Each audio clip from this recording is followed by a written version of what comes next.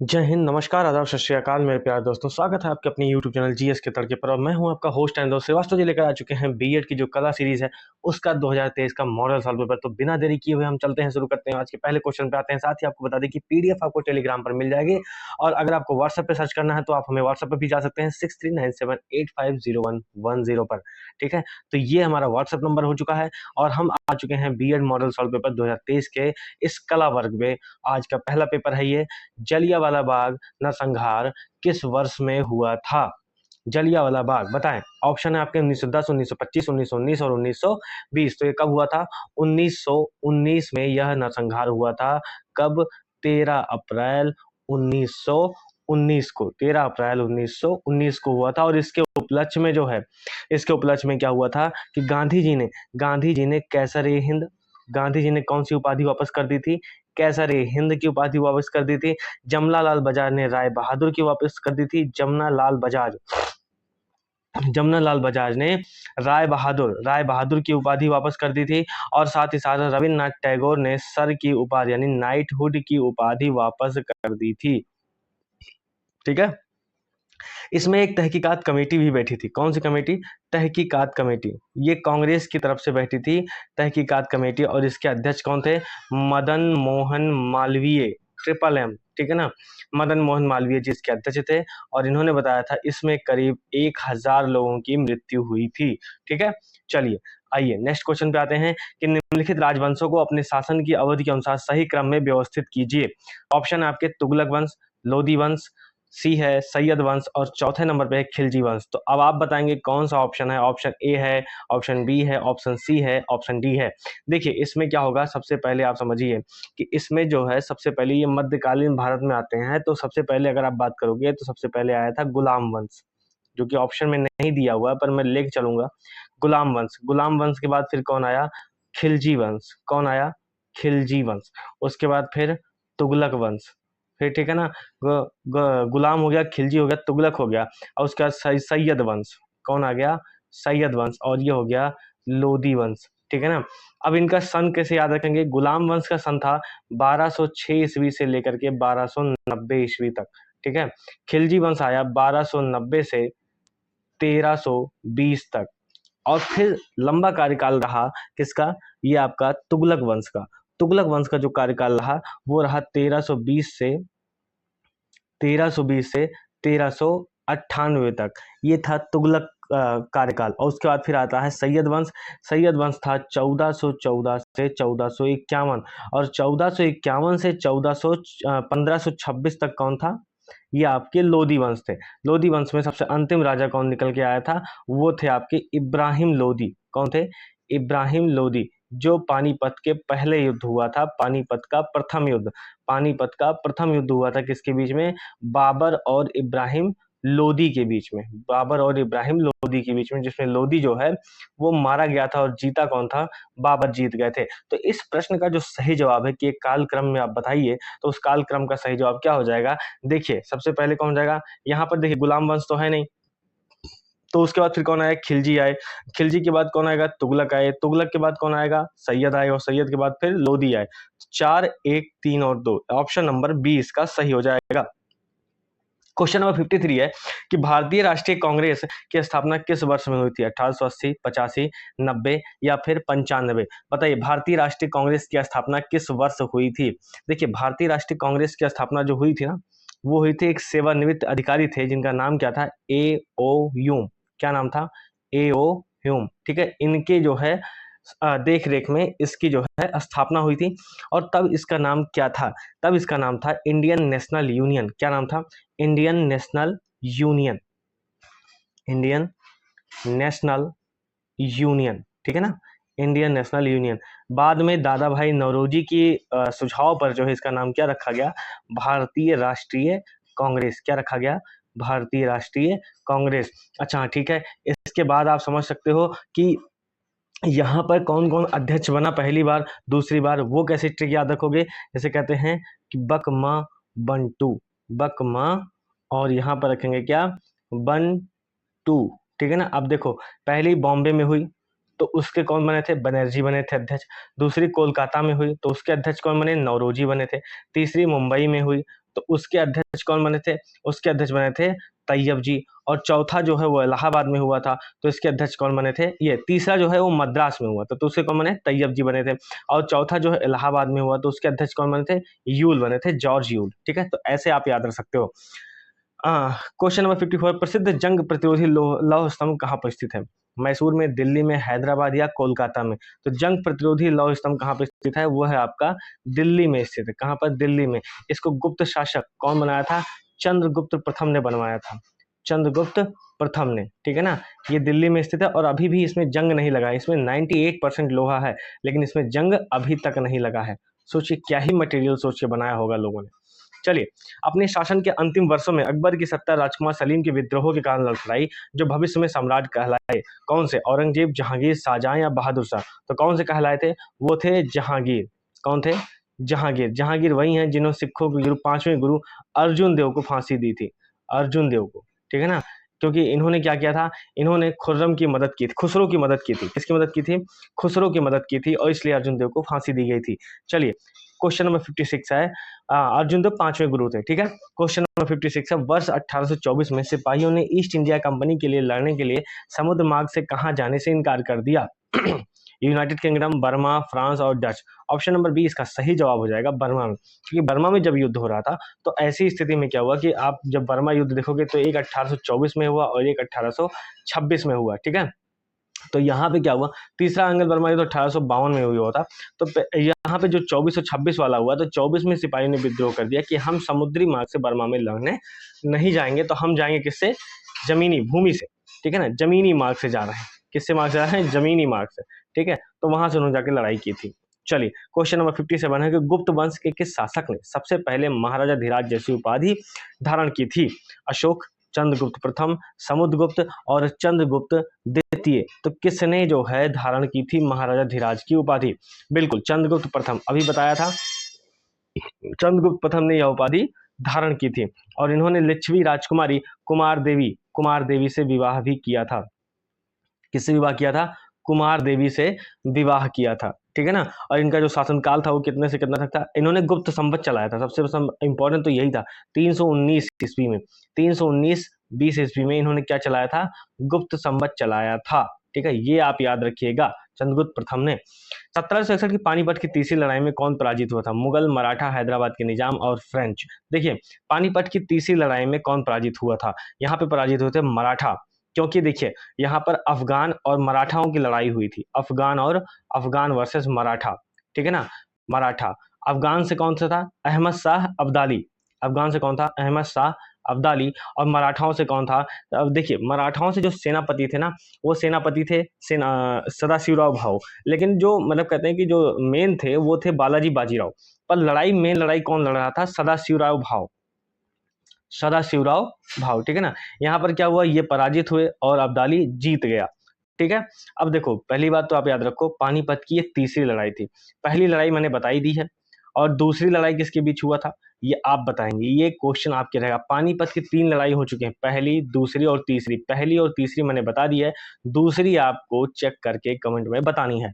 चलिए, next question आते हैं, क्वेश्चन नंबर 59। निम्नलिखित में से कौन सी अक्षांश रेखा यूरोप से होकर गुजरती है? आर्कटिक वृत्त, कर्क रेखा, अंटार्कटिक वृत्त, या फिर ऑप्शन नंबर डी कौन सा है? मकर रेखा।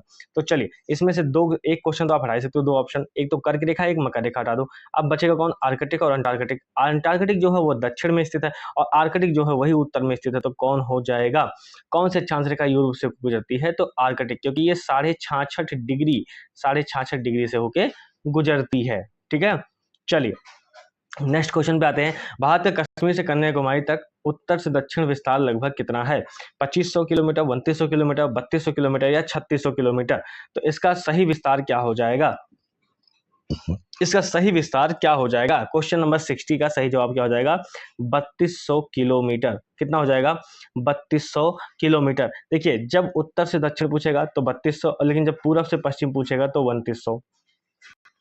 ठीक है, चलिए नेक्स्ट क्वेश्चन पे आते हैं। पृथ्वी के आकार को कैसा बताया जाता है? परिपत्र, अंडाकार, चपटा अंडाकार या फिर गोलाकार? तो पृथ्वी का आकार कैसा है? चपटा अंडाकार है। कैसा है? चपटा अंडाकार। बहुत लोग ये मत समझना कि गोलाकार है। चलिए, रूस में यूराल पर्वत किस प्रकार के पर्वत हैं?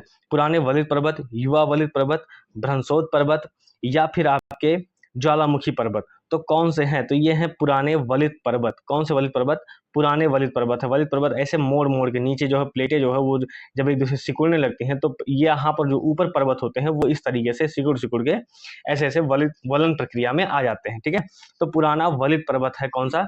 यूराल पर्वत। ठीक है, आइए नेक्स्ट क्वेश्चन चलते हैं। क्वेश्चन नंबर 63 है कि उत्तर अयनांत के समय उत्तरी गोलार्ध में कौन सी ऋतु होती है? शीत ऋतु, ग्रीष्म ऋतु, वसंत ऋतु या फिर पतझड़ ऋतु? इसका सही जवाब क्या हो जाएगा? ऑप्शन आपका 63 का बी, ग्रीष्म ऋतु। देखो ये आपकी पृथ्वी में गोली सी, ठीक है, ये आपकी भूमध्य रेखा हो गई। कलर चेंज कर लेता हूं, मैं बनाने जा रहा हूं कर्क रेखा, और ये आपकी कर्क रेखा हो गई। कलर चेंज, मैं बनाने जा रहा हूं मकर रेखा, और ये आपकी मकर रेखा हो गई। ठीक है, अब देखो जो कर्क रेखा है ये वाली, कलर चेंज, यस सर, कर्क रेखा है ये, ठीक है, ये वाली। अब इसमें क्या होगा कि उत्तरी गोलार्ध में पूछा है, उत्तरी गोलार्ध में कौन सी ऋतु होती है? उत्तर अयनांत, जब सूर्य यहाँ पे पहुंच चुका होता है, जब सूर्य की रोशनी खड़ी दोपहरिया 12 बजे यहाँ पहुंच रही है, तो अब यहाँ से अब ये लौटेगा। ठीक है ना, यही मकर संक्रांति या कर्क संक्रांति यहीं से शुरू होती है। तो अब क्या होगा कि अब सूर्य जब यहाँ से लौटेगा उत्तरी अयनांत से, तो ये क्या हो जाएगा? ये पूरा एरिया जो है, ये पूरा एरिया भूमध्य रेखा से ऊपर वाला पूरा एरिया एकदम गर्मी वाला होगा। कौन सा होगा? गर्मी वाला, यानी ग्रीष्म वाला। ठीक है, चलो नेक्स्ट क्वेश्चन पे आते हैं। कौन सी पर्वत श्रृंखला एशिया को यूरोप से अलग करती है? हिमालय, एंडीज, यूराल या फिर रॉकी पर्वत? तो यहाँ पे कौन सी हो जाएगी? यहाँ पे हो जाएगी यूराल पर्वतमाला जो है वो क्या करती है? एशिया को एशिया को यूरोप से अलग करती है। ठीक है, चलिए एक आएगा आपका कि उत्तरी गोलार्ध में वर्ष की किस तिथि को उत्तरी अयनांत होता है? उत्तरी गोलार्ध में वर्ष की किस तिथि को, एक सेकंड, हाँ ठीक, उत्तरी गोलार्ध में वर्ष की किस तिथि को उत्तर अयनांत होता है? 21 मार्च को, 23 सितंबर को, 21 जून को या फिर 22 दिसंबर को?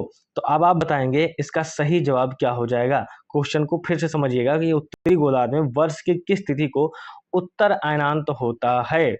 तो यहाँ पर सही जवाब क्या हो जाएगा? वो हो जाएगा आपका ऑप्शन नंबर बी, 23 सितंबर। अयनांत देखो तो टाइम तो दो होते हैं, लेकिन अब कैसे निकल के आएगा कि शरद विषु के आरंभ जो 23 सितंबर होता है उधर उत्तर अयनांत की तरफ हम बढ़ते हैं। दो ही डेट निकल के आती है, एक 23 वाली निकल के आती है और एक 21 जून वाली होती है। अब 21 जून के बाद आप किधर चले जाओगे? दक्षिण की तरफ चले जाओगे, और 23 सितंबर के बाद आप किधर आ जाओगे? उत्तर की तरफ आ जाओगे। ठीक है, चलो नहीं समझ में आया तो फिर से समझ लो भैया, नहीं तो कहोगे निकल के बताए नहीं। यह एक समस्या है इस धरती पे। चलो देखो, ये होगी आपकी पृथ्वी, ये होगी आपकी भूमध्य रेखा। ठीक है, अब मैं मकर रेखा बनाने जा रहा हूँ, चलो रेड से बना देता हूँ। ये हो गई आपकी मकर रेखा, डन। अब मैं कर्क बनाने जा रहा हूँ, चलो पीले से बना देता हूँ।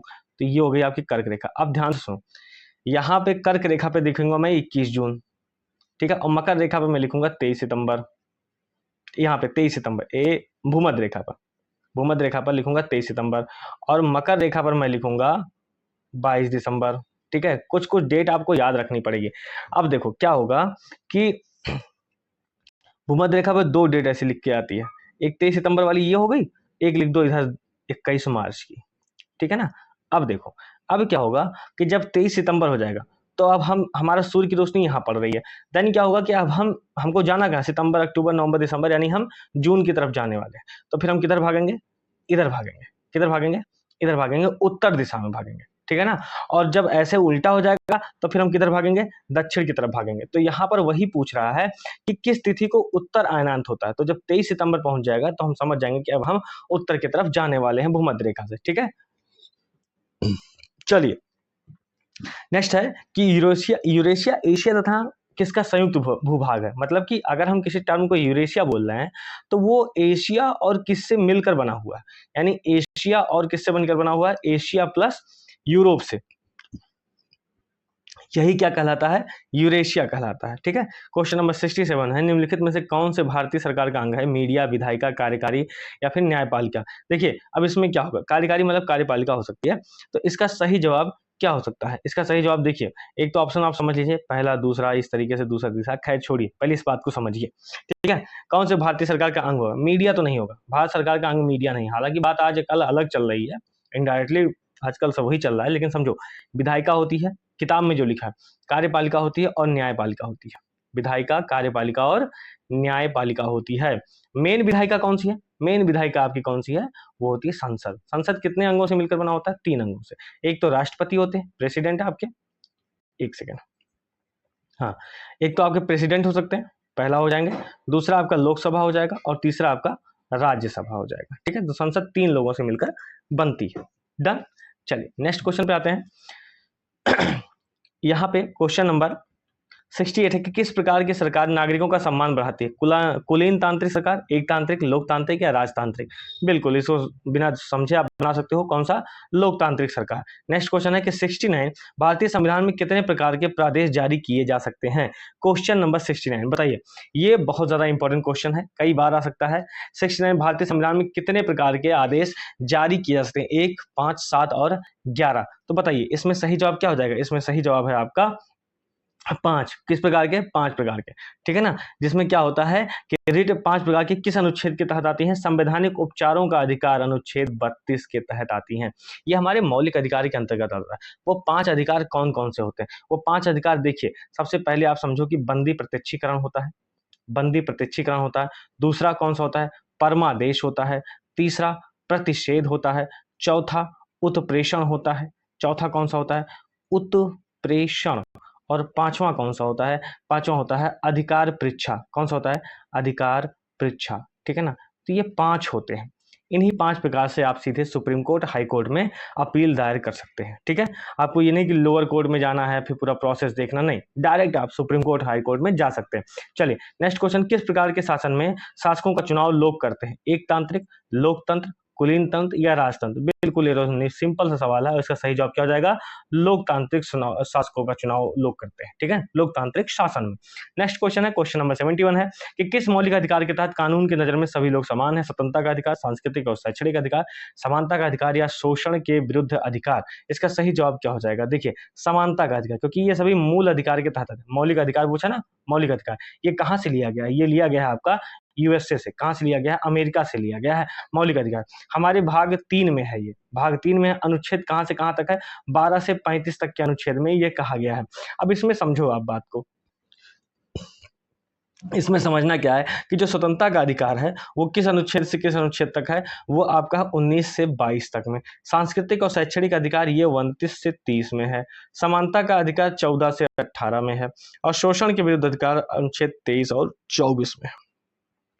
ठीक है, ये 14 से 18। ठीक है, अब समझ में आ गया। चलिए नेक्स्ट क्वेश्चन आते हैं, भारतीय सॉरी भारतीय संविधान किस भाग में राज्य के नीति निर्देशक सिद्धांत वर्णित हैं, भाग 1, 2, 3 और 4। तो यह किसमें जो है वर्णित किए गए हैं, बताइए, यह वर्णित किए गए हैं, बताइए। भाग 1, 2, 3, 4, बिल्कुल भाग 4 में, क्योंकि अभी मैंने बताया भाग 4 में, क्योंकि भाग 1 में आपको पता ही है भारत और राज्यों का संघ है। ठीक है, भाग 2 में क्या है, भाग 2 में नागरिकता है, भाग 3 में मौलिक अधिकार है, भाग 4 में क्या है, राज्य के नीति निर्देशक सिद्धांत है। ठीक है, चलिए ये कहां से लिया गया है, ये लिया गया है आयरलैंड से।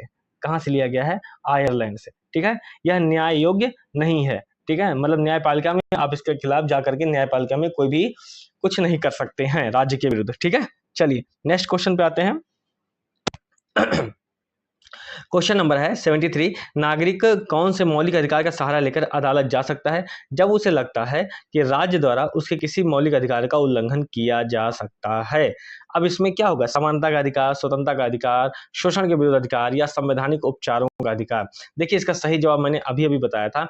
डायरेक्ट अगर आपको जाना है तो आप किसके थ्रू जा सकते हैं, संवैधानिक उपचारों के अधिकार में, जिसमें अनुच्छेद 32 के अंतर्गत वो सारी 5 चीजें जो मैंने अभी लिखवाई थी, बंदी प्रत्यक्षीकरण, परमादेश, प्रतिषेध, उत्प्रेषण और अधिकार परीक्षा। ठीक है, आप उसके तहत उसमें जा सकते हैं। ठीक है, आइए क्वेश्चन नंबर 74 है कि भारतीय संविधान के किस खंड को आमतौर पर उसकी अंतरात्मा भी कहा जाता है। देखिए एक ही क्वेश्चन को कितनी बार पलट पलट के कहा जा रहा है, आप समझिए इस बात को। ठीक है, अब उसमें कहा गया भारतीय संविधान के किस खंड को आमतौर पर उसकी अंतरात्मा कहा जाता है, मौलिक कर्तव्य, मौलिक अधिकार, राज्य के नीति निर्देशक तत्व या उपरोक्त में से कोई नहीं।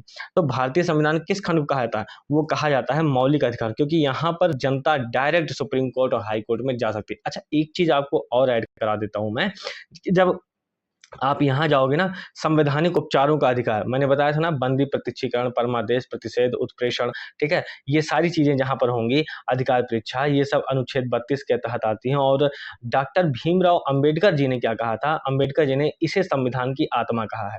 जब स्पेशली पूछे कि देखो क्वेश्चन कैसे बदलता है, उस हिसाब से आपको आंसर देना रहेगा।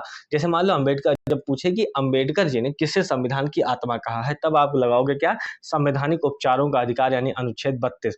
लेकिन जब नॉर्मली पूछ ले कि किस खंड को आमतौर पर उसकी अंतरात्मा कहा जाता है, यानी संविधान की आत्मा किस खंड को कहा जाता है, तो फिर कौन सा खंड हो जाएगा, वो हो जाएगा आपका मौलिक अधिकार। समझ में आया? मौलिक अधिकार कितने हैं? 6। उसी 6 में से एक पार्ट कौन सा था, अनुच्छेद 32, जिसको अंबेडकर ने स्पेशली कहा कि नहीं, संविधान की आत्मा ये कही जानी चाहिए थी। ठीक है, चलिए क्वेश्चन नंबर 75 है कि राष्ट्रीय आय की गणना कैसे की जाती है। निवल, नेट राष्ट्रीय उत्पाद, नेट घरेलू उत्पाद अप्रत्यक्ष कर माइनस मूल्यह्रास माइनस अप्रत्यक्ष कर प्लस अनुवृत्ति, निवल घरेलू उत्पाद अप्रत्यक्ष कर माइनस मूल्यह्रास, और नेट राष्ट्रीय उत्पाद प्लस अप्रत्यक्ष कर माइनस मूल्यह्रास। तो 75 का क्वेश्चन नंबर कौन सा सही हो जाएगा? देखिए, राष्ट्रीय आय की गणना करने के लिए नेट राष्ट्रीय उत्पाद लिया जाता है, से ऑप्शन नंबर ए, नेट राष्ट्रीय उत्पाद। ठीक है ना, जितना भी है सब इसी में आके जुड़ जाएगा। ठीक है, एक्चुअली है क्या कि पूरा फॉर्मूला तो इन्होंने दिया नहीं, ठीक है, अब उसमें जो है केवल यही दे दिए हैं। अब उसमें क्या होता है कि कभी कभी आपको सब्सिडी मिल जाती है, कभी कभी नहीं मिलती है, लेकिन सही मामले में फॉर्मूला कैसे रहेगा? देखो, नेट राष्ट्रीय उत्पाद तो रहेगा, अब उसमें फिर प्लस माइनस भी हो सकता है, माइनस अप्रत्यक्ष कर यानी इनडायरेक्ट टैक्स, मैं IT लिख दूं, इनडायरेक्ट टैक्स, प्लस जो है आपकी अनुवृत्ति। ठीक है ना, प्लस क्या, अनुवृत्ति। ठीक है, ये होता है राष्ट्रीय आय की गणना करने का तरीका। ठीक है, चलिए तो ऑप्शन नंबर ए जो है इस तरीके से यहाँ पर सही हो जाएगा।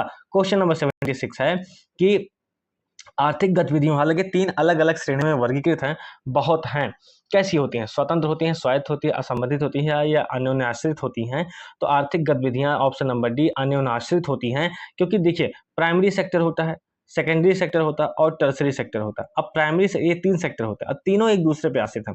प्राइमरी सेक्टर में आप समझो कृषि संबंधी उत्पाद बनते हैं, ठीक है, फिर टर्सरी सेक्टर में मान लो कि गेहूं बन गया, ठीक है, अब उसको यहाँ पर चक्की लगानी है, तो ये टर्सरी सेक्टर नहीं, उद्योग में आ गया। अब फिर ठीक क्या किया आपने, क्या किया, होटलों में रोटी सप्लाई करना शुरू कर दिया, ठीक है, ये टर्सरी सेक्टर में सेवा सेक्टर आ गया। तो तीनों एक दूसरे से कैसे जो है वो जुड़े हुए हैं। ठीक है, फिर वो पैसा, टर्सरी सेक्टर का पैसा निकल करके फिर सेकेंडरी सेक्टर में आएगा, सेकेंडरी सेक्टर का पैसा निकल करके फिर प्राइमरी सेक्टर में जाएगा, और प्राइमरी सेक्टर फिर से खेती करेगा और फिर वहां से उन्हें टर्सरी सेक्टर, सेकेंडरी सेक्टर में सप्लाई करेगा। तो तीनों एक दूसरे पर आश्रित है। ठीक है, चलो क्वेश्चन नंबर 77 है कि अर्थशास्त्र में जीडीपी में अक्षर डी को प्रदर्शित करता है। अक्षर डी क्या प्रदर्शित करता है, वो यही आपसे पूछ रहे हैं। तो अब बताइए अक्षर डी क्या हो जाएगा? देखिए, जीडीपी का मतलब हो जाएगा ग्रॉस, जी का मतलब डोमेस्टिक, डी का मतलब हो गया, पी का मतलब प्रोडक्ट हो गया।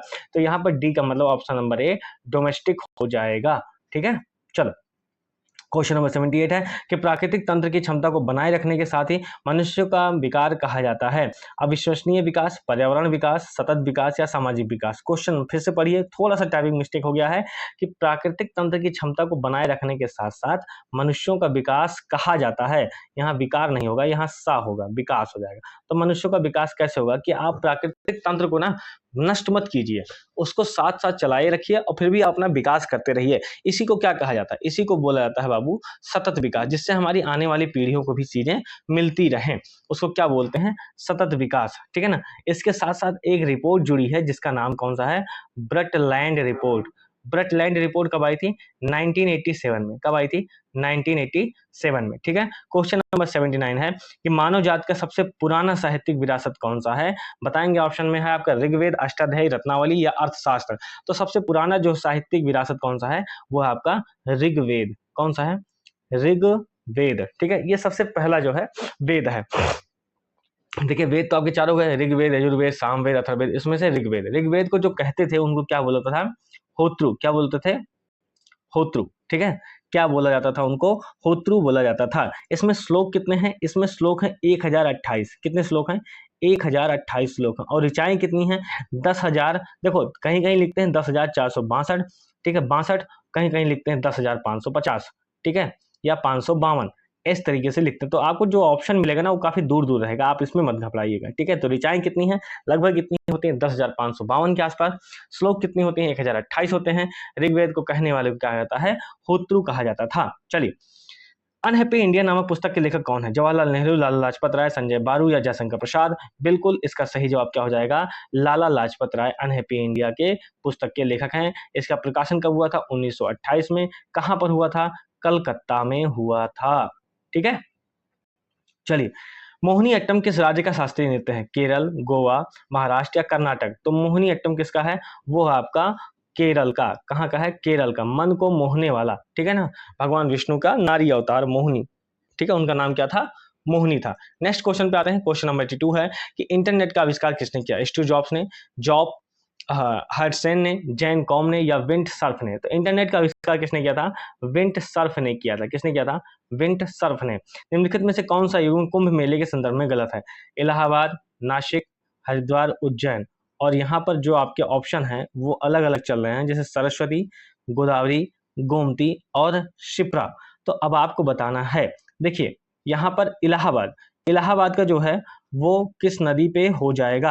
अब वो संगम इस तरीके से इसमें लिखा गया है, तो वो संगम सरस्वती को लेकर ही इलाहाबाद में चले जाएंगे। चलिए मान लेते हैं इलाहाबाद के सामने इलाहाबाद हो जाएगा, नासिक के सामने गोदावरी हो जाएगा, ठीक है। हरिद्वार ऑप्शन नंबर सी है, और यहाँ पर कौन सा है, तीसरे पे गोमती है। तो यहाँ पर गोमती गलत हो जाएगा, क्योंकि यहाँ पर गोमती की जगह क्या हो जाएगा, वो हो जाएगा आपका गंगा नदी। क्या हो जाएगी, गंगा नदी, ठीक है। और फिर चौथा ऑप्शन जो कि शिप्रा से जुड़ा है वो कौन सा है, उज्जैन। तो बाकी तीन सही है। हरिद्वार जो है गंगा नदी के किनारे है, और ये कुंभ मेला जो है प्रत्येक 12वें वर्ष पे लगता है, ठीक है। चलिए, अफगानिस्तान के किस शहर में भारत दूतावास संचालित करता है, काबुल, कंधार, जलालाबाद या फिर गजनी। तो कहाँ पर करता है, वो होता है आपका काबुल में करता है। देखो आप करंट से भी जुड़े रहो, ये 2023 का मॉडल पेपर है, तो आप समझो कि उस समय अफगानिस्तान में भी भयंकर कुछ चीजें चल रही थी, इसलिए जो है। और फिर दूसरा, अब एक बार शुरू हो गया आपका रशिया यूक्रेन का, तो उन्होंने यूराल पर्वत के बारे में पूछ लिया। अब देखो नेक्स्ट 2024 में क्या पूछ सकते हैं वो, इसराइल फिलिस्तीन से, गाजा पट्टी से समझ पूछ सकते हैं, भूमध्य सागर से पूछ सकते हैं, ठीक है। साइप्रस कहाँ है वो पूछ सकते हैं, ठीक है। टर्की का भारत का विवाद चल रहा है, तो टर्की भारत का विवाद चलेगा तो साइप्रस को फायदा होगा, तो पूछेंगे साइप्रस कहाँ पे स्थित है, ठीक है। या ये पूछ सकते हैं कि भूमध्य सागर में उत्तर से दक्षिण देशों के क्रम बता दीजिए। तो ऐसे पूछा जा सकता है क्वेश्चन, ठीक है। चलो नेक्स्ट क्वेश्चन पे आते हैं कि सलवार, कुर्ता, टोपी आदि जैसे सिले हुए कपड़े भारत में किसके द्वारा लाए गए, मुगलों तथा मंगोलों द्वारा, अफगान और तुर्क द्वारा, कुशन, साक तथा पार्थियन द्वारा या पुर्तगाली और अंग्रेजों के द्वारा। इसका सही जवाब हो जाएगा अफगान और तुर्कों के द्वारा जो है ये सलवार, कुर्ता और टोपी लाए गए थे। दिए गए वाक्यांश के लिए एक शब्द दीजिए, काम से जी चुराने वाला क्या कहलाएगा, कर्मठ कहलाएगा, मेहनती कहलाएगा, कामचोर कहलाएगा या निर्लज कहलाएगा। बिना देखे आप लगाओगे ऑप्शन नंबर सी, कामचोर। क्वेश्चन नंबर 87 है, सही वर्तनी वाले शब्द का चयन कीजिए, अतिथि ग्रह, अतिथि ग्रह, अतिथि ग्रह और अतिथि ग्रह। तो 87 का सही जवाब क्या हो जाएगा, ऑप्शन नंबर इसका सही जवाब हो जाएगा ऑप्शन नंबर बी, अतिथि ग्रह, ठीक है। देखिए शब्द का विलोम चुने, शोक, शोक का विलोम क्या हो जाएगा, हर्ष, दुर्भाग्य, सौभाग्य या दुख। ऑप्शन नंबर ए हर्ष हो जाएगा। क्वेश्चन नंबर, अब ऐसे नहीं देख सकते हो आप, ऐसे ही आप बता सकते हो कि अगर शोक का हर्ष हो गया है तो दुर्भाग्य का सौभाग्य हो जाएगा, दुख का सुख हो जाएगा, ठीक है। चलिए, दिए गए शब्द के पर्यायवाची शब्द का चयन कीजिए, क्षति, क्षति का पर्यायवाची क्या हो जाएगा, क्षमता, हार, हानि या श्रुति। क्वेश्चन नंबर 89 इसका सही जवाब क्या हो जाएगा, हानि। आपको क्षति हुई है, आपकी हानि हुई है, ठीक है। चलिए, क्वेश्चन नंबर 90 है कि दिए गए वाक्यांश के लिए एक शब्द दीजिए जिसके समान कोई दूसरा ना हो, दंडनीय, गोपनीय, अद्वितीय या फिर तुलनीय। तो ये क्या हो जाएगा, अद्वितीय, जिसके समान कोई दूसरा कुछ भी ना हो, ठीक है ना। ऐसे अद्वैतवाद आता है, दूसरा कुछ भी नहीं, ऐसे अद्वितीय जिसके समान दूसरा कोई ना हो, वो अद्वितीय। रिक्त स्थान को भरने के लिए तुमने मेहनत नहीं की, इसलिए, इसलिए शब्द दीजिए कौन सा, मेहमान, पागल, सफल या असफल। तो 91 का सही जवाब क्या हो जाएगा, तुमने मेहनत नहीं की इसलिए तुम असफल रहे, ठीक है।